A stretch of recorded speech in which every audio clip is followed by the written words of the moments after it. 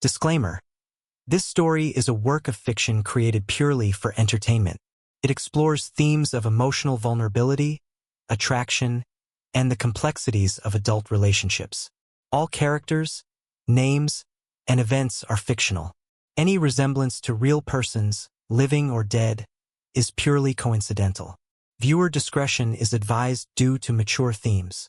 It was a quiet Friday night, the kind she had come to love after her divorce. The world outside was dark and damp, the sound of light rain tapping against the windows adding a soft rhythm to her solitude. Inside her cozy apartment, dim lighting, soft blankets, and the steady glow of the television provided comfort. She was curled up on the couch in her favorite pajamas, loose, warm, and worn in from years of use. A half-finished cup of tea sat beside her, forgotten as she became lost in the feel-good movie playing on the screen. This was her sanctuary, a place where silence didn't feel lonely, just peaceful. Her name was Rachel, 38 years old, newly single, and rediscovering who she was outside of marriage. She wasn't expecting visitors. She wasn't expecting drama. That night was meant to be about peppermint tea, cheesy rom-coms, and maybe scrolling through social media until she fell asleep. Rachel blinked, surprised. She hadn't seen Jake in over a year, not since his mother's birthday dinner. He looked older now, more mature, taller. His boyish grin was still the same, though. "Come in," she said instinctively, stepping aside. "You're soaked." As he walked in, Rachel quickly realized how unprepared she was. For company, for conversation, for anything outside the bubble she'd built for herself that night. Her heart thumped a little harder. Not from fear, not even from attraction. It was something else. A strange sense that the night was about to change. Maybe in ways she wasn't ready for. She handed Jake a towel and asked if he wanted tea or something warm. He smiled again, nodded, and Jake sat quietly on the couch, gently dabbing his damp hair with the towel Rachel had handed him. His eyes scanned the room. The soft lighting, the cozy cushions, the warm glow of the television screen. It was a space that felt lived in, personal, and peaceful. Rachel returned from the kitchen with 2 mugs of tea, handing one to him as she tucked herself into the other side of the couch. She wrapped her cardigan tighter, suddenly aware of her appearance. Her pajamas weren't revealing, but they certainly weren't meant for guests, especially not the adult son of her best friend. Jake smiled appreciatively as he sipped the tea. "This is really good. Thank you. And sorry again for just showing up like that. I didn't know who else to call. My phone was about to die, and when I saw your building, I remembered you lived nearby." Rachel chuckled softly, trying to hide the sudden nervous energy stirring in her chest. "It's okay, Jake. Really. You're welcome here anytime. I just didn't expect company tonight." He leaned back inside. "It's been a rough day. Classes are piling up, my car's acting crazy, and to top it all off, I got into an argument with my mom." Rachel tilted her head, surprised. "You and your mom? That's rare. You two are like best friends." He shrugged, eyes focused on his tea. "I guess I'm just tired of being treated like a kid. I'm 21. She still checks my bank transactions, still texts me every morning like I'm in high school. It's a lot." Rachel nodded in understanding. She knew his mom well. Supportive, loving, but also a little overbearing. "She just loves you, maybe a little too loudly." Jake laughed for the first time that night. "Yeah, that's probably it." There was a moment of silence between them. Not uncomfortable, just still. Rachel studied his face, the way he had changed. The sharp jawline that had replaced baby fat, the confident posture, the voice that was deeper than she remembered. Felt surreal. He wasn't the little boy she used to watch cartoons with on Sunday mornings. He was a man now. Jake, in turn, looked around the room. "You live alone now?" Rachel nodded, sipping her tea. "Yep. It's been a year since the divorce. Took some time, but I'm okay.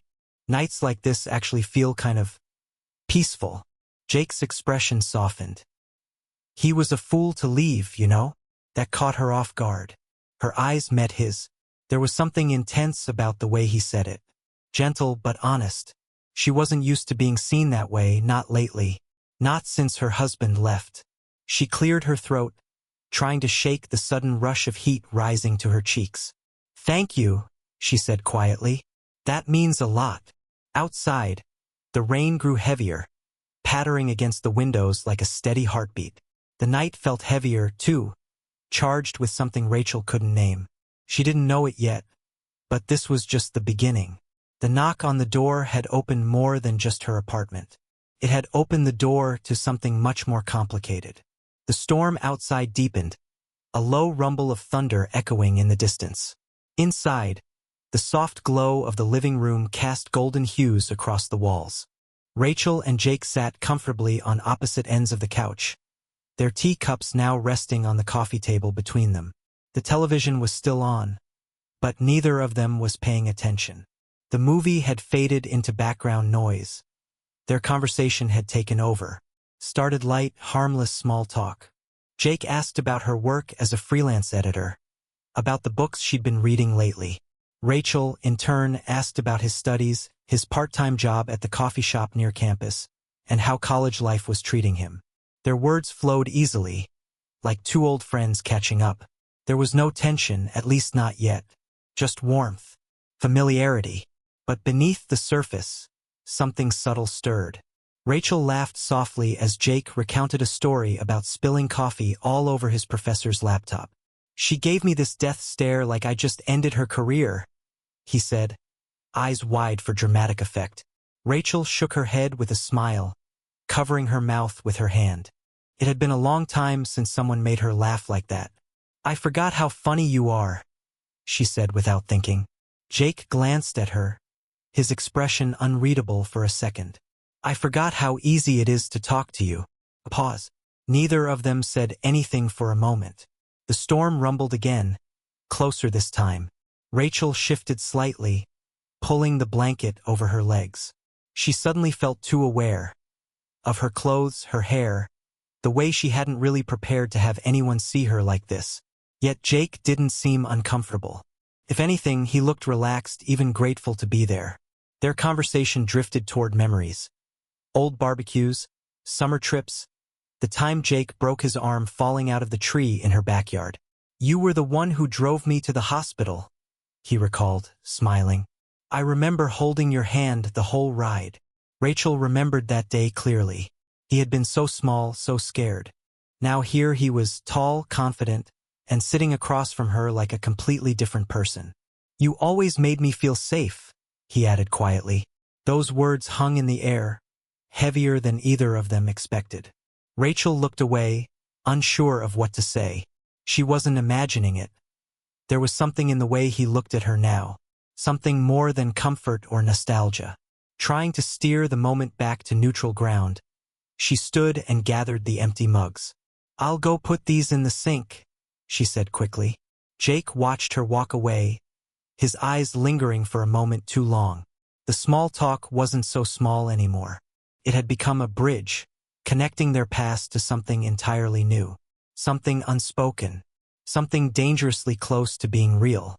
Rachel stood at the kitchen sink, letting the warm water run over the mugs as she scrubbed them slowly. She could still feel the weight of Jake's gaze, even from the other room. It wasn't inappropriate, at least not outwardly, but there was a kind of stillness in the way he looked at her, a kind of attention she hadn't felt in years. Not since before the divorce. Not since her ex-husband stopped seeing her the way Jake just had. She shook her head gently, brushing the thought away. "This is Jake," she reminded herself. Her best friend's son. A kid she had watched grow up. The idea that anything could even begin to cross a line felt ridiculous. Didn't it? As she finished in the kitchen, she called out, "There are extra towels in the bathroom if you want to dry off a little more."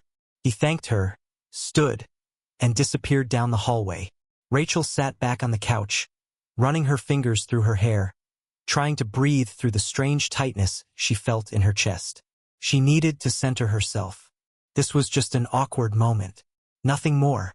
But just minutes later, that moment would shift into something neither of them expected. Jake returned from the bathroom quickly, but with an oddly flushed face. He started looking sheepish, I'm really sorry, I didn't mean to. I didn't realize the door was open. Rachel's heart dropped. What? She asked, her voice cautious. He rubbed the back of his neck, embarrassed. Your bedroom door. I passed by on the way back. And I think I saw you changing earlier. Just for a second. I looked away as soon as I realized. I swear. Her cheeks flared instantly. A hot mix of shock and embarrassment flooded her body. Oh God, she murmured, instinctively wrapping her arms around herself even though she was fully dressed. I didn't know it was open. I'm sorry, Jake. No, I'm the one who should apologize. Really. I didn't mean to see anything, he said quickly, his voice sincere but quiet. It just happened. A heavy silence followed. Neither one knew where to look. It was just a passing mistake, an accident, but it had shifted the energy in the room in an undeniable way. Rachel couldn't look at him without remembering that moment. How vulnerable she'd been, how exposed. And Jake couldn't erase what he'd seen, no matter how unintentionally. To break the tension, Rachel forced a small laugh. Well, now we're officially past the point of polite small talk. Jake grinned, relief flooding his expression. Guess so. They both laughed softly, but the tension didn't fully fade. Instead, it settled into the air around them. Quiet, pulsing, present.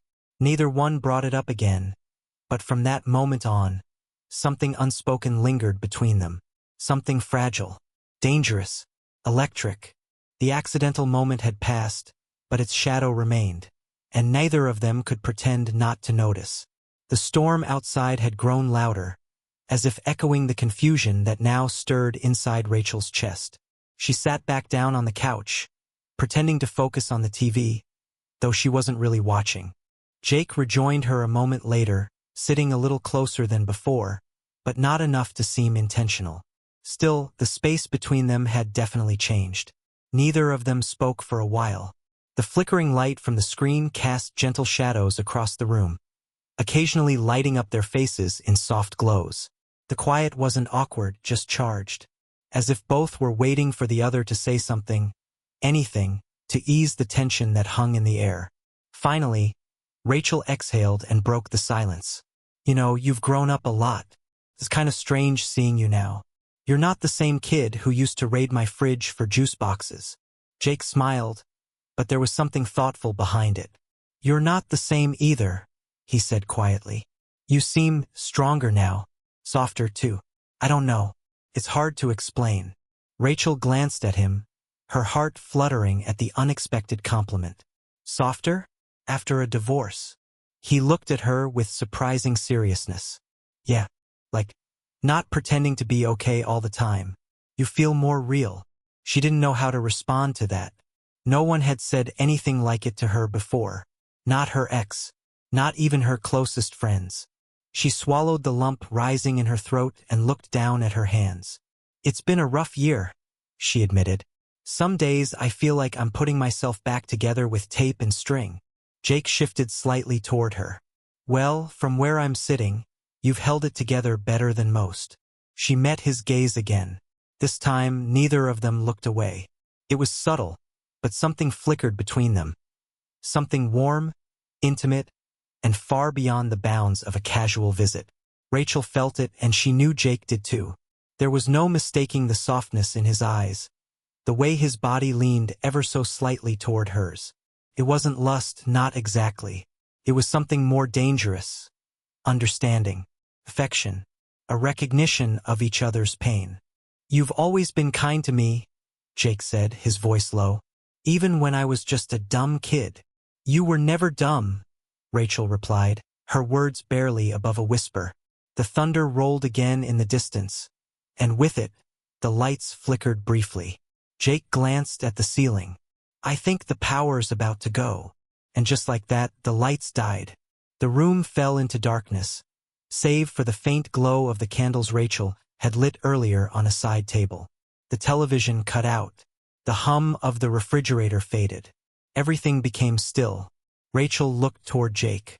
Their eyes met in the candlelight, soft, uncertain, but undeniably drawn to each other. She didn't know what would happen next. She only knew that the air between them was different now, thicker, heavier with possibility.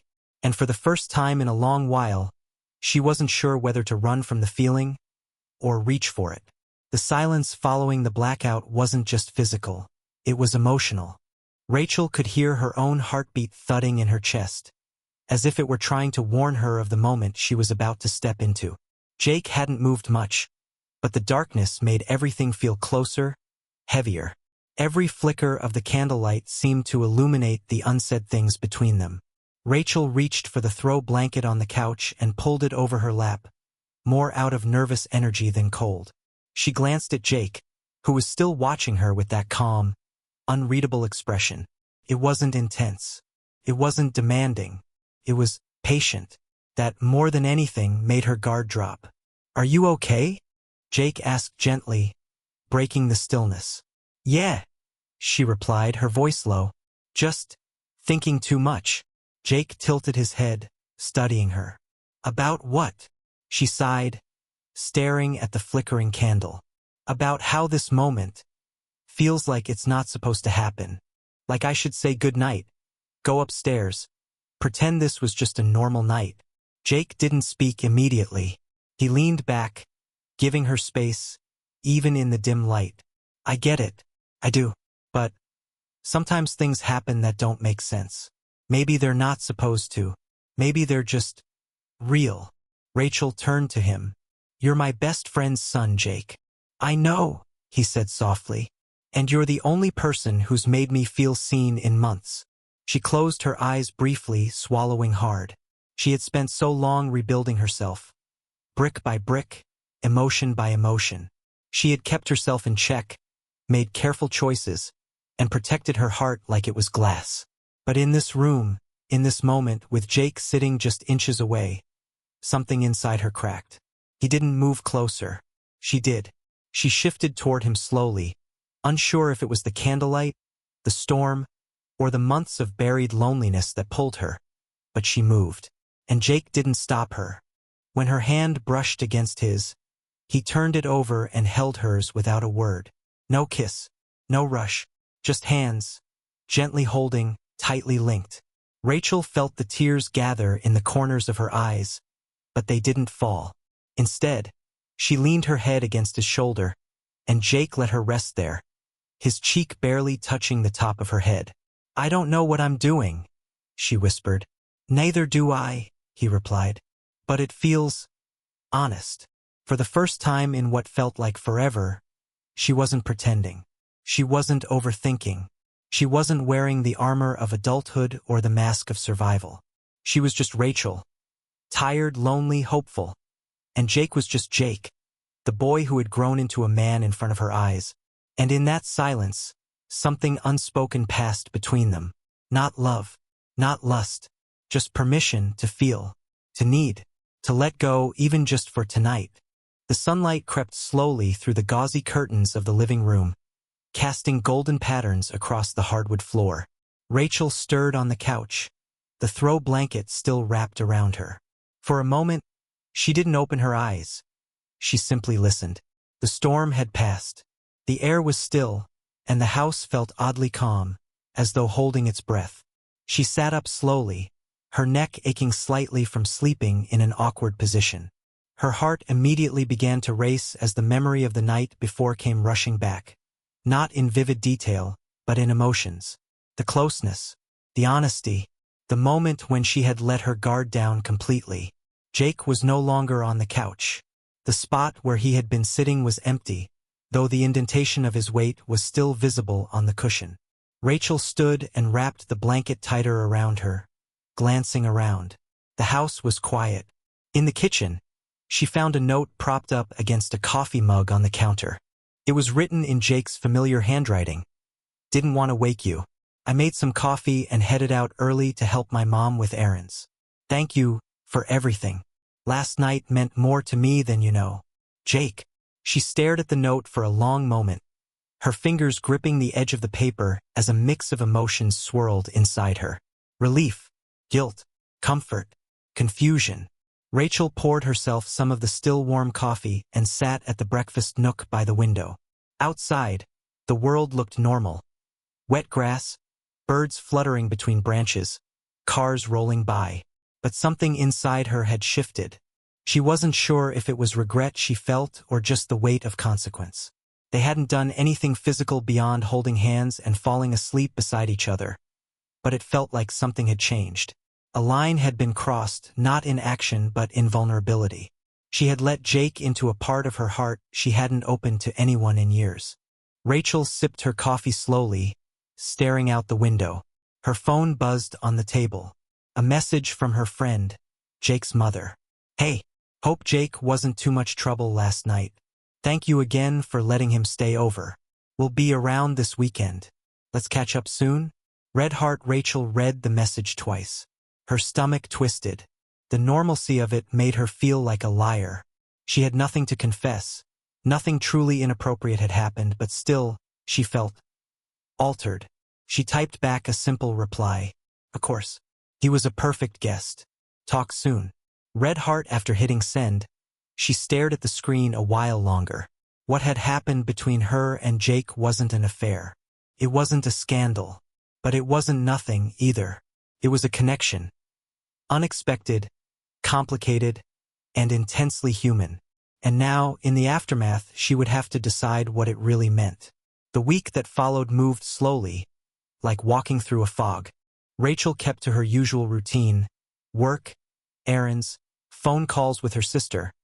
But her thoughts repeatedly drifted back to that night, to Jake, to the strange, warm feeling of being seen again. Each time her phone buzzed, she expected a message from him. Sometimes she hoped for it. But Jake remained silent. No calls, no texts, not even a casual check-in. She told herself it was for the best. He was young, and surely he was just as unsure as she was about what had happened. Then, on Saturday afternoon, there was a knock on the door. Rachel opened it slowly and found Jake standing there, hands in his jacket pockets, eyes soft. "Hey," he said quietly. "Hey," she replied. There was a pause. Neither knew what to say. Eventually, Jake smiled and nodded toward the porch. "Can we talk?" They sat side by side on the porch steps, the air cooler now as fall crept in. Jake looked out at the trees across the street. "I've been thinking a lot," he started. "About that night. About you." Rachel didn't interrupt. She waited. "I didn't come here today expecting anything," he said. I felt like we should talk honestly one last time." She looked at him carefully, reading the sincerity in his expression. "Okay." Jake turned to her. "What happened that night? It meant something to me, and I think it meant something to you too. But I also know it's complicated. You're older, I'm not a kid, but not exactly experienced. You've been through things I can't even begin to understand." Rachel exhaled, a smile tugging at her lips. "You're more mature than most people I know, Jake." He blushed slightly, then shook his head. "I care about you, but I don't want to mess up your life. And I don't want to be the reason you carry regret." Rachel's heart thudded in her chest. This wasn't a love confession. It was a goodbye with respect. "I do care about you," she said, her voice steady. "But maybe what happened was exactly what we both needed. A reminder that we're still human. That connection is still possible, even if it's not meant to last." Jake nodded slowly. "So we're okay?" She reached over and gently squeezed his hand. "We're okay." A few minutes later, he stood and gave her one last smile before walking away down the sidewalk. Rachel watched him go, a part of her heart heavy, but another part finally at peace. She closed the door behind her and leaned against it, letting out a long breath. That night hadn't broken her. It had opened her. And now, she was ready to move forward. Not with guilt, not with fantasy, but with clarity. Sometimes, the people who surprise us the most are the ones who remind us of who we are. And sometimes, letting go is the most loving thing we can do. Effily on the edge of her couch, still dripping slightly. Rachel couldn't help but notice how grown-up he seemed now. No longer the skinny teenager who used to run through sprinklers in his mom's backyard. There was something different about him. And something different in the air, too. It was supposed to be just another night. But deep down, Rachel already felt it. something had shifted, and nothing would be the same again. 30.